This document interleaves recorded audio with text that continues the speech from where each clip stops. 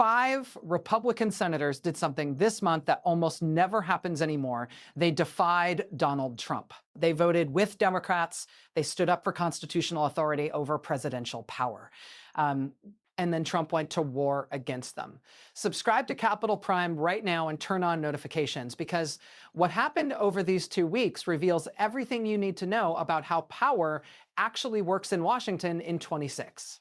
This is the story of 5 Republicans who said no, and what happened when 2 of them backed down. Let me take you back to January 3rd, 2026. While most Americans were still in the holiday mindset, Donald Trump launched a military operation against Venezuela. U.S. forces bombed radar installations in Caracas. Special operations teams stormed the presidential palace. They captured Venezuelan President Nicolas Maduro and his wife Celia Flores, put them on military aircraft, and flew them to the United States to face federal drug trafficking charges. 80 people died in the operation. 2 U.S. service members were injured. Trump went on national television hours later and announced, "We're going to run the country until such time as we can do a safe, proper, and judicious transition." Run the country, Venezuela. A sovereign nation. Trump said the United States would run it. When reporters asked if Congress had been notified in advance, Secretary of State Marco Rubio admitted they had not. This was not the kind of mission that you can do congressional notification on, Rubio said. Now, I need you to understand something fundamental here. The Constitution is crystal clear about who has the power to declare war. Congress, Article 1, not the president. Congress, for decades, presidents from both parties have pushed those boundaries. They've conducted military operations and called them something other than war. But what Trump did in Venezuela, bombing a capital city, capturing a head of state, announcing the U.S. would run a foreign country, that's not a gray area. That's war. Senator Tim Kaine, a Virginia Democrat and member of the Armed Services Committee, immediately introduced a war powers resolution. It was simple. President Trump cannot use military force in or against Venezuela unless Congress explicitly authorizes it. War powers resolutions require only a simple majority to pass. And they have a special privileged status that forces a vote within a specific time frame. You can't just ignore them. Kaine was joined by Senator Rand Paul, a Kentucky Republican and one of the Senate's most consistent voices on limiting executive war powers. Paul's been saying for years that presidents from both parties have exceeded their constitutional authority on military action. Make no mistake, Paul said, bombing another nation's capital and removing their leader is an act of war, plain and simple. No provision in the Constitution provides such power to the presidency. The resolution was scheduled for an initial procedural vote on January 8th. Here's what nobody expected. When the vote came, 5 Republicans joined all 47 Democrats. The 5, Rand Paul of Kentucky, Susan Collins of Maine, Lisa Murkowski of Alaska, Josh Hawley of Missouri, and Todd Young of Indiana. The final count, 52-47, the resolution advanced. Let me read you what some of these Republicans said to explain their votes. Susan Collins. I believe invoking the War Powers Act at this moment is necessary, given the president's comments about the possibility of boots on the ground and sustained engagement running Venezuela, with which I do not agree. Lisa Murkowski said Congress must affirm our role under Article 1 of the Constitution. This was not a final vote. This was just advancing the resolution to allow full debate and a final vote the following week. But it was unprecedented. 5 Republicans, including Josh Hawley, who is normally one of Trump's most reliable allies, had just joined Democrats in a public rebuke of the president's war powers. Trump's response was immediate and vicious. He posted on Truth Social, Republicans should be ashamed of the senators that just voted with Democrats in attempting to take away our powers to fight and defend the United States of America. Susan Collins, Lisa Murkowski, Rand Paul, Josh Hawley, and Todd Young should never be elected to office again. What Read that again. Should never be elected to office again. The President of the United States publicly declaring that 5 members of his own party, sitting United States senators, should lose their seats because they voted to assert congressional war powers. He continued, this vote greatly hampers American self-defense and national security, impeding the president's authority as commander-in-chief. The attacks didn't stop there. Over the next several days, Trump called Rand Paul a stone-cold loser.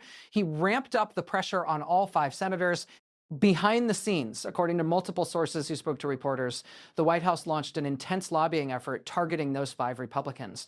Trump personally called each one out. According to sources familiar with the calls, these were not friendly conversations. Trump was described as very upset, angry, yelling. He berated more than one senator. His call with Senator Todd Young was described by one source as very heated. Another source said simply, it didn't go well. Secretary of State Marco Rubio also reached out. He sent letters. He made calls. The message was clear. We will notify Congress before any future major operations. Trust us. Republican Senate leadership joined the pressure campaign. Majority Leader John Thune argued the resolution wasn't even necessary anymore because, he claimed, the operation was over. The U.S. is not currently engaged in hostilities in or against Venezuela, Thune said. But Democrats pointed out that U.S. military assets remain deployed throughout the Caribbean. Trump himself had said the U.S. might be involved in Venezuela for years to come. And Trump was openly threatening military action against other countries, Iran, Greenland, even Colombia. The final vote was scheduled for January 15th. When the Senate convened on the 15th, something had changed. Senator Josh Hawley announced he had changed his position. He said he'd received assurances from Marco Rubio that there were no U.S. ground troops in Venezuela and that the administration would come to Congress before deploying them. Senator Todd Young said the same thing. After numerous conversations with senior national security officials, he'd received commitments that Congress would be consulted. Both senators now voted with Republicans to block the resolution through a procedural maneuver. They argued the resolution was no longer privileged because hostilities had ended. The vote was 50-50. Vice President J.D. Vance was called to the Senate chamber to break the tie. Vance voted to kill the resolution. Final result, 51-50. The War Powers Resolution was dead. Only 3 Republicans held firm: Rand Paul, Susan Collins, and Lisa Murkowski. Those who understand how Congress works, the good and the bad and ugly, understand that votes like this, in the end, are communications exercises. Unless you can secure sufficient votes not only to pass the United States Senate, but to get out of the House and then to override what was an inevitable presidential veto, which is impossible. I had to accept that this was all a communications exercise. In other words, we were going to lose anyway, so why take the political hit? Senator Josh Hawley said he didn't feel pressure from Trump, just a lot of outreach on substance. But here's what Kavan Karazian from the advocacy group Demand Progress told reporters. The White House went to extraordinary lengths to pressure GOP senators.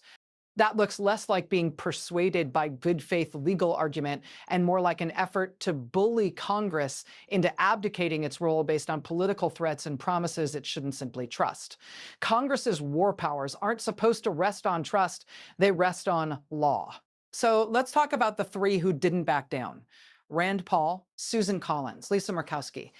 Paul has been consistent on war powers for his entire Senate career. He opposed Obama's actions in Libya. He opposed Trump's strikes in Syria during the first Trump administration. He's opposed military action without congressional authorization, regardless of which party holds the White House. Susan Collins and Lisa Murkowski are the Senate's most reliable swing votes.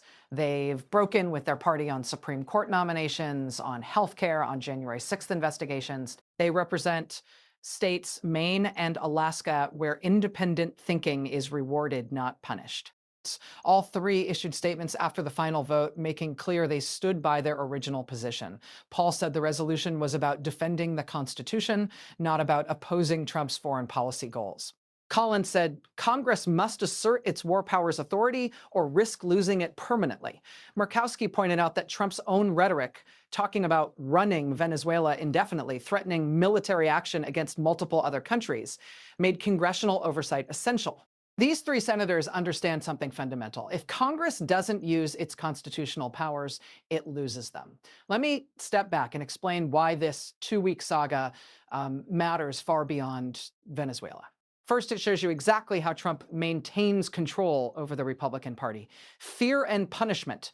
When 5 senators voted against him, he immediately declared they should never be elected to office again. He personally called them, he berated them. He deployed his entire administration to pressure them.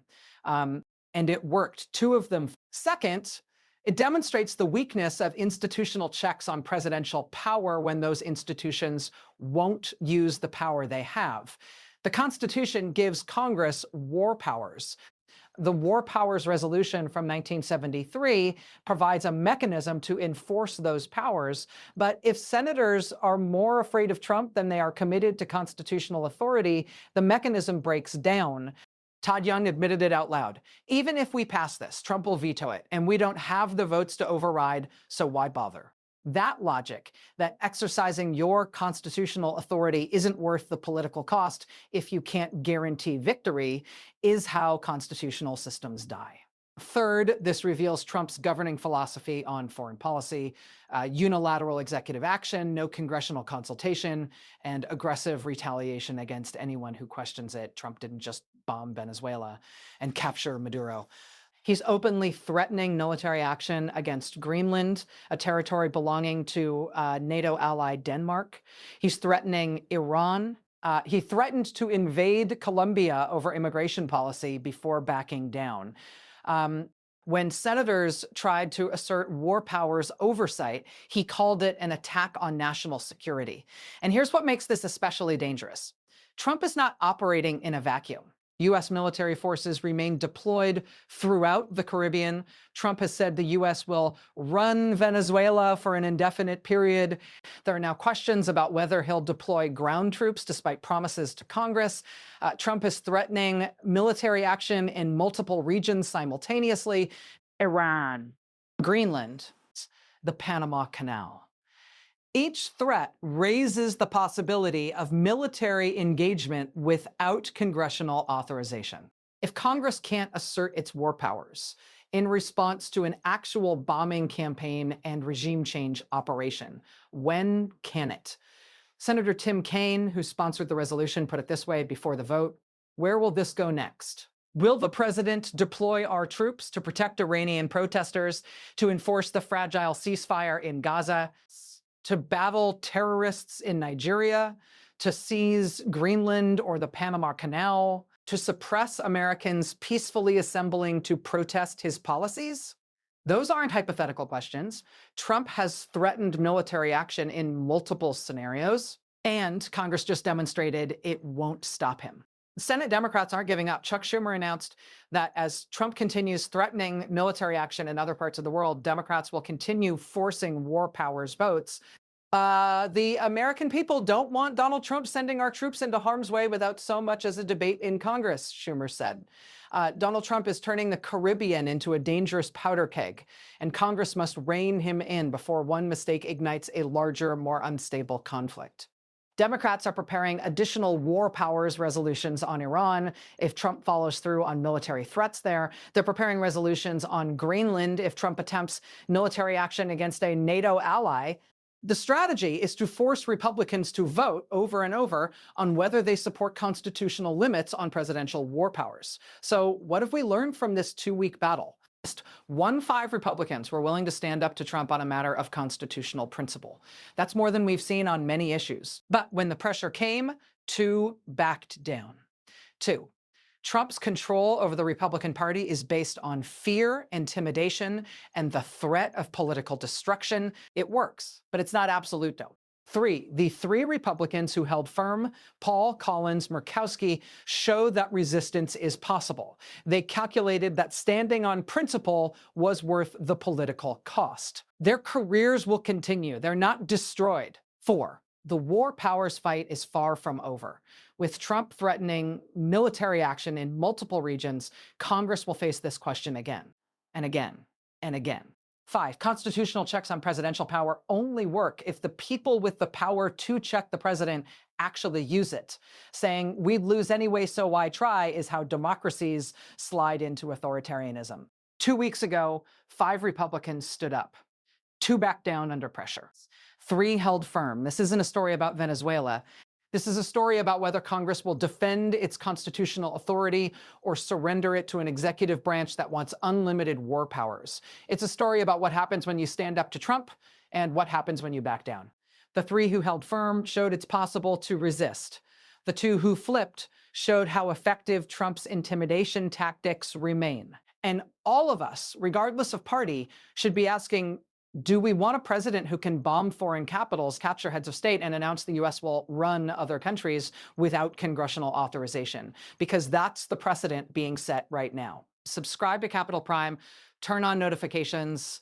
This fight is not over. Trump is threatening military action in Iran, Greenland, and the Panama Canal. Democrats are preparing more war powers resolutions. And we'll see if any other Republicans find the courage to say no. Drop a comment. Which side of history do you think senators should be on? The 3 who stood firm or the 2 who backed down? Share this video. People need to understand what's actually happening with presidential war powers. This is Capital Prime, where we cover the stories that matter. I'll see you in the next investigation.